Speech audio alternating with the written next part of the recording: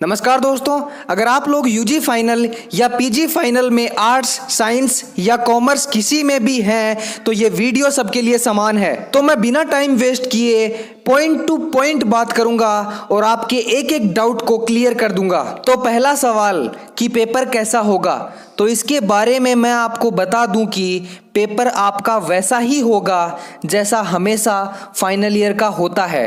Questions 1 से लेकर 10 तक जैसे भी, जहां से भी और जिस भी यूनिट से आते थे वो वैसे ही आने वाले हैं। चेंज होगा तो केवल परीक्षा का टाइम, जो आपका 3 घंटे से 1.5 घंटे हो चुका है। साथ ही यूनिट फर्स्ट, सेकंड और अथवा वगैरह है अब पेपर में नहीं लिखे हुए मिलेंगे, सीधे ही और लगातार 10 क्वेश्चंस जैसे भी फाइनल में आर्ट्स, साइंस और कॉमर्स में लिखे हुए मिलते थे आपको वैसे ही पेपर में लिखे हुए मिलेंगे। अब बात करते हैं दूसरे क्वेश्चन पर कि कितनी यूनिट याद करनी है और कितने क्वेश्चंस हल करने हैं। तो पहली बात, अगर आपके फाइनल में आर्ट्स या साइंस या कॉमर्स में पहला क्वेश्चन या ए भाग कंपलसरी होता था तो अब वह भी कंपलसरी हो सकता है, क्योंकि सुखाड़िया विश्वविद्यालय ने कुछ ऐसे ही निर्देश जारी किए हैं। परंतु पिछली बार शेखावाटी विश्वविद्यालय ने ऐसा फाइनल एग्जाम में नहीं किया था। उस समय आप अपने हिसाब से क्वेश्चंस को चूज कर सकते थे, आपके लिए कोई भी क्वेश्चंस कंपलसरी नहीं था। परंतु इस बार सभी यूनिवर्सिटीज के दिशा निर्देश समान ही रहने की बात हो रही है।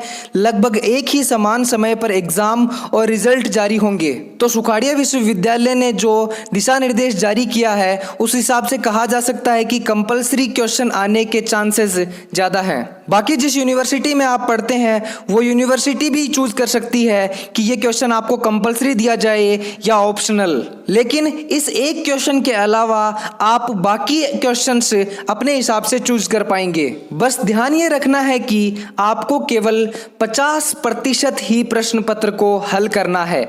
मतलब आपका पेपर अगर पहले 100 अंक का आता था तो अब आपको केवल 50 अंक के ही प्रश्न हल करने हैं। सीधे तौर पर कहें तो जितने का आपका पहले पेपर आया करता था अब उसके आधे अंकों का ही आपको पेपर हल करना है।